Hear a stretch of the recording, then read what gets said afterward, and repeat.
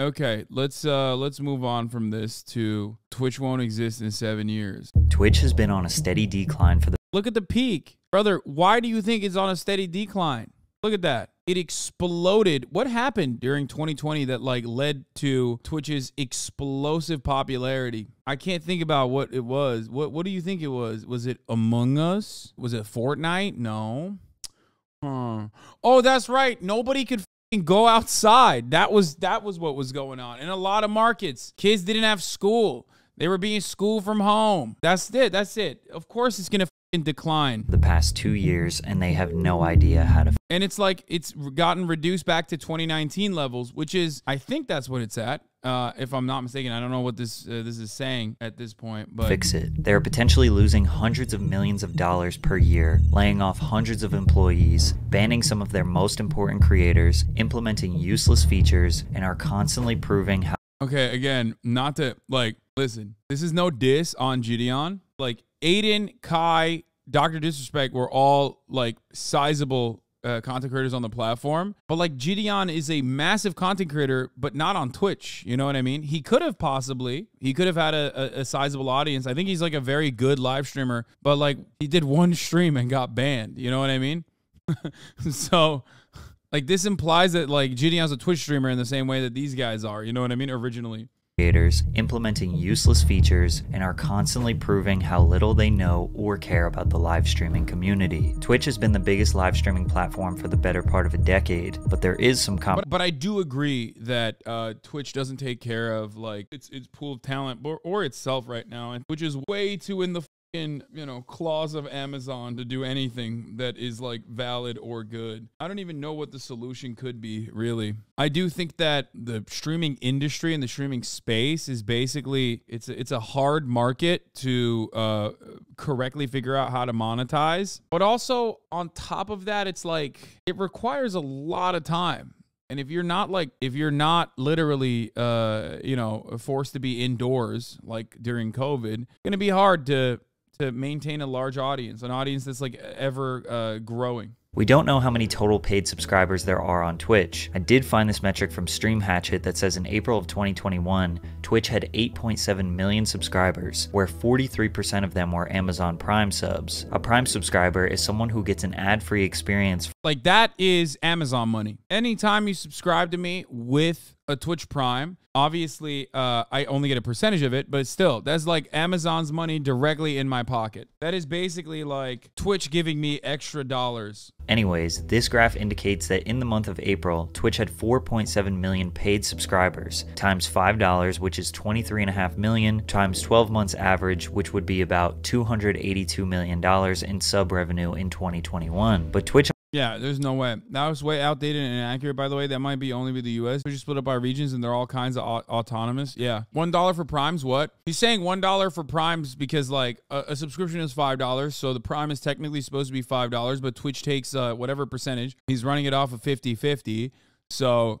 Twitch takes $0 off of the Prime, as far as I understand. Like, in a regular Twitch subscription, on a 50-50 split, 2.5 goes to the creator, 2.5 goes to Twitch. On a Prime subscription, there is no 50-50 split because there's no 50% that's going to Twitch, and only 50% of that Prime subscription is going directly to you, from the pocket of Amazon directly to you, the Twitch streamer. However, there's now regional pricing, which is different, which is not being mentioned in this video. Regional pricing for Prime, regional pricing for subscriptions in general. So a lot of that stuff is not factored into this equation, and I don't even believe that there's only that many subs across the entire platform. It's hard to do this kind of analysis because these companies are notoriously secretive about their own internal metrics.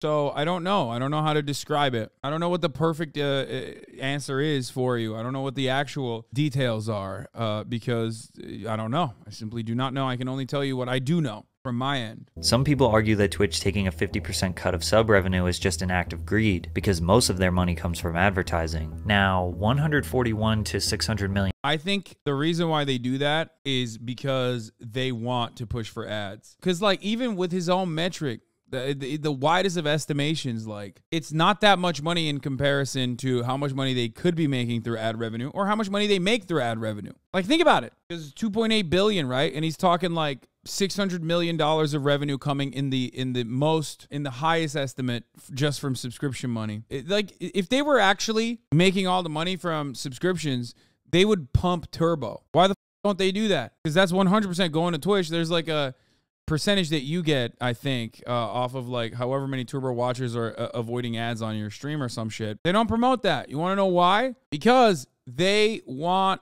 people to make money off of advertisers. They want users to make money off of advertisers. That's why they have the ad incentive programs. Only a matter of time before subscriptions don't let you skip all the ads, though. I hope they never do that, because that would be devastating. No one would ever buy a subscription. They would eviscerate sub revenue for their Twitch streamers. They would cut their Twitch streamer revenue dramatically. Most people would just leave too. They'd be like, what the f am I watching this shit for? Like, there's no way to avoid the unskippable ads. Like, that's crazy. Anyway, ads are how they make the money. Ads are also how Twitch streamers who are now doing the ad incentive programs make more money than they did prior, even if they had, you know, a decent amount of subs. Amazon will charge me or you $1,000 per month to deliver HD live video to 100 concurrent viewers at 200 hours a month. I may hate Kick, but they literally proved that shit wrong. No, they don't. They didn't prove it wrong. What do you mean? Kick just has an endless amount of money that they would dump, because Kick in their minds think that it's like fine as long as there's like a massive funnel to bring in new watchers into cryptocurrency gambling. I'm saying it's not that expensive to run Twitch. No, you're absolutely wrong. Brother, as much as I fucking shit on Twitch for all of its inefficiencies, I don't agree with you on that. Live web hosting is profoundly expensive. The only reason why Kick is doing it, which by the way, Kick also uses like IVS, which is they're paying Amazon Twitch to exist, for the record. The reason why they're able to do that is because it's marketing dollars that they're giving away to Amazon, ironically. Kick CO, they said they were profitable in Q1. I'm pretty sure that's what the chat is referring to. What? Profitable? Off of what? There's no data behind it. I don't believe that at all. It's not like they have shareholders that they have to like reveal correct information. Dude, they can say whatever the they want for the most part. I'm not mistaken. Live web hosting is not cheap. Anyone who tells you that it's cheap is lying. They don't understand that. Regardless of what the real numbers are, we know that without a doubt, Twitch could never survive on just paid subscribers and in-app purchases, yeah, which means that likely the $2+ billion in revenue they generated in 2022, pretty much it comes from advertising and brand partnerships. No, but it's mostly advertising. Creators have a terrible revenue split with Twitch, which has led to a near 10% decrease in average viewership and watch time for the past 2 years. We all know how annoying ads. No, average viewership declined for the last 2 years because of COVID. Anyone that says there's any additional reasons for why that's the case other than COVID is wild. Wouldn't it go up for COVID? No, in the past 2 years, it means 2021 when it hit the peak and has been in a steady decline since then, is due to one reason or the other.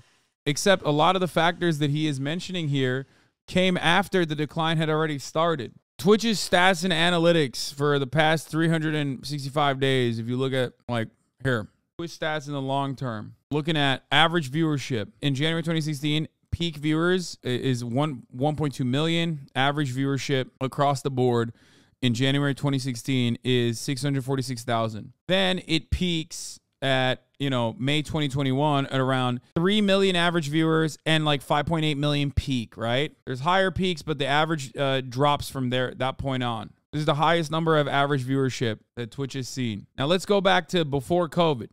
December 2019, our average viewership on this wonderful website is 1.1 million views, okay? COVID is what basically pops Twitch off. But overall, it peaks, but the lowest point, according to the Patrick CC video, was December 2019 and before. We are still double almost or more than double the average viewership of December 2019. December 2019, 1.1 million views. April 2023, 2.4 million average views. So the way that Patrick CC made it seem like Twitch is on the decline, it's like up, it's really bad. Yeah, of course it's not going to hit the peak. Of course it's not going to hit the average viewership. The platform still doubled pre-pandemic though. Across the board, If you look at the entire website, the website is doing well. The website is still growing dramatically, as a matter of fact, in comparison to 2016 levels. If it dips below December 2019 numbers, though, then you have a problem. Simply put, there are too many ads on Twitch, but that's a good thing for the company, right? Well, not exactly. Twitch does not have an immense amount of data on who their viewers are because there isn't a whole lot to do. Wrong. So wrong. Twitch just doesn't deliver that data to anybody else other than advertisers. No. That's crazy. Dude, Amazon, brother. Amazon has all the data. What do you mean? And Twitch has all the data too. Most websites have all the data. All Twitch knows about me is that I watch I'm Dante a lot and that he's my favorite streamer. So they could maybe guess what I might be interested in based on what they think I'm Dante. No. No, that's not how this works. Okay, listen. You can get additional targeting data that is catered directly to the type of content that you're watching. But this would mean that cookies don't exist. This would mean that all the clicks that you're making outside of the website are not trackable somehow by Twitch, which is not the case. This would imply that Amazon data is not working. There are multiple different ways that Twitch is tracking so much information and serving it to advertisers. That's crazy. Every website does this. Websites do not only look at what you're doing inside of the website to create a viewer profile. That part is objectively untrue. And because of this, most advertisers don't feel comfortable using Twitch because they don't know if they are truly selling to their target audience. This is objectively untrue. Wow, this is so wrong. Oh my God, every part of this video is wrong. I'm not even dick riding Twitch at this point, but that is crazy. This is the most wrong thing. No, man, major advertisers love Twitch. That's so wrong. First of all, advertisers absolutely have access to Twitch user statistics, so let's just get that out of the way. Twitch streamers don't have access to those statistics, but websites certainly do. Twitch actually doesn't have an issue with advertisers not rushing to their platform. If anything, they originally had an issue with not being able to serve ads. What do I mean by this? Twitch's ad space is primo. You have an entirely captivated market of heavily loyal fandoms that are watching every ounce of a broadcast. And these are unskippable ads. Think about how insane that is. If anything, they're dickheads for doing the unskippable thing and not serving better ad tech. They should serve better ad tech. That's a major problem for Twitch. Having said that, the idea that advertisers don't love Twitch is crazy. The idea that Twitch itself doesn't have a round-the-clock, 24/7 working advertisement sales team is ridiculous. Of course they do. I know that they do. That part I know they do. They have an ad service. They have an ad service that's so successful that they probably even sell it to other people. Oh, here it is. There you go. Amazon ads. Advertise your brand with solutions on Twitch. Premium video, above the fold, unskippable, inventory, desktop, mobile, tablet, console, and streaming TV. First impressions takeover, exclusively. One-day advertiser per geo. Displayed to viewers during their first watch broadcast of the day. Display ads, homepage headliner, super leaderboard. The IAB standard unit that keeps viewers engaged as they browse for content, which is a clickable ad. The medium rectangle. The stream display ads. The IAB standard ad that appears on the lower third part of the creator's live stream. And then on top of that, they have the custom product, which is when you get into brand integration and, the bounty structure that they have. Which, by the way, again, did you see that? Did you see that pop-up? Did you see what happened in that pop-up? And it went away? You know what that was? That was the website saying, you're being tracked right now, okay? You're being tracked. We know everything about you, and we will serve you ads depending on what your, that caters to your very specific desires and needs. We know you better than your family. Here it is. Amazon starts selling Twitch ad inventory programmatically. This was published in 2020 of September 14, which is actually kind of late to the game, if I'm being real. Surprising that the programmatic ad spend started in 2020. So he's wrong on the tracking side, as we established, okay? And he's wrong on the programmatic ad buying side. Now, on the programmatic side, are the psychographic profiles that you can map out as crazy as the ones that you can buy on YouTube? I don't know, but that's not what he's saying here. He's making it seem like Twitch doesn't have this component, which it clearly does, Because it's an Amazon company. Of course it does. And because of their inability to produce substantial revenue, they hired internal leadership who would shift the focus away from creators and towards driving profits. The senior vice president of global... No, that's just Amazon doing Amazon shit. That's just like regular tech shakeup shit. The notion that like any company cares about its creators beyond the point of like driving up numbers and therefore revenue is silly. No company just only cares about its creators for the point of like caring about their creators. That's not a real thing. Everybody just wants to make money. You think YouTube cares about its creators? What are you, fucking crazy? No one cares. You think TikTok cares about its creators? No. None of these companies care about their creators, man. Maybe some of the top, but even then, not really. If you don't know, most of Twitch's top creators have contracts directly with the platform where they're being paid essentially a salary or hourly rate to stream exclusively on the platform. These contracts require them to stream anywhere from 70 to 100 hours per month, which is roughly 70 to 100 hours?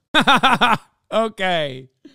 Yeah. Everybody knows what my hours are. What are yours? 180, bitch. You know this already. Not only did Kai break it, he demolished it, peaking at 306,621 all-time subscribers. It was reported that he earned Twitch $10 million, while Kai only received a $2 million payout. Yeah, again, ridiculous. Like, that's ridiculous. Why would you put that in your video, man? Like, who said that originally? Like, someone just made that up. Even Kai said it was false.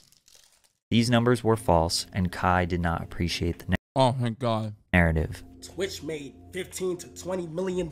Did not pre-watch. That's how you know. On HasanAbi, and Kai only brought about $2 million back to the. Bro, where y'all getting these numbers from?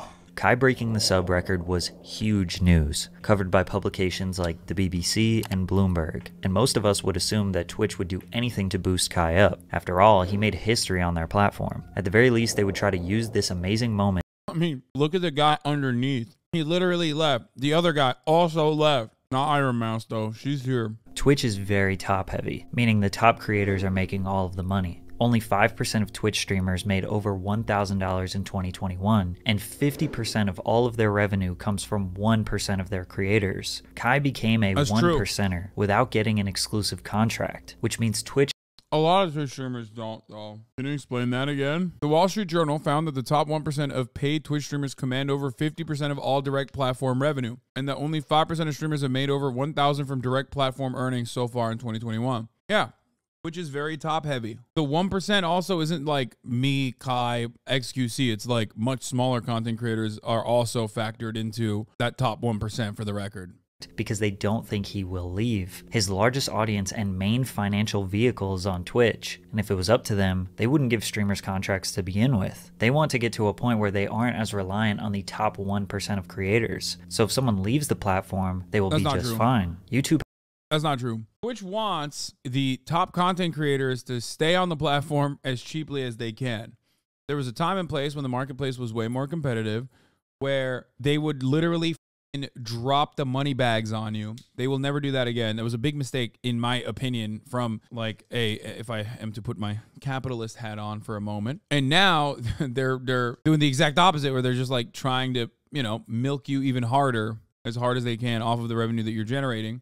YouTube has 600 creators with over 10 million subscribers. If 20% of those people stopped creating, YouTube wouldn't be hurting financially. Eventually those creators will be replaced, but Twitch 1%ers can't be replaced as quickly or as easily. Maybe Kai is a transitional point for... That's not true. Kai is someone who replaced someone else at Twitch. Kai is the example. Twitch streamers are only not replaceable if there are competitive platforms out there that they can take their audience to. And even then, Twitch is like trying to figure out if that actually is taking away their market share. And they have realized that it doesn't. Why is YouTube a threat? It's very simple. YouTube has 2.5 billion monthly active users compared to Twitch's 140 million. YouTube has a strong and reliable ad revenue system, which generated $29 billion last year. Plus, they are offering 70-30 splits for streamers. And if you build a following up as a streamer on YouTube, you now have a whole YouTube channel that you can post regular videos on. You just built yourself 2 assets at one time. Most Twitch Yes and no. That's why there's a lot of YouTubers who still live stream on Twitch, right? And the reason for that is because they get more revenue that way. Remember, a lot of YouTube content creators will live stream on Twitch. Think about that. Why don't they use their YouTube audience that's much larger than the Twitch audience and instead build their Twitch audience? So I don't disagree. YouTube, if they wanted to, have the capabilities of like making it the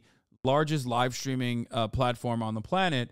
But that level of revenue is nothing for them. YouTube does not really care about their live streaming. That's just it. YouTube doesn't care about their live streaming as much as they care about their VODs, because they are the VOD platform and they're very good at it, and they will continue working on that. They're massive. Yeah, YouTube is not trying to compete with Twitch. It's trying to compete with TikTok. That's right. And they're doing a pretty good job too.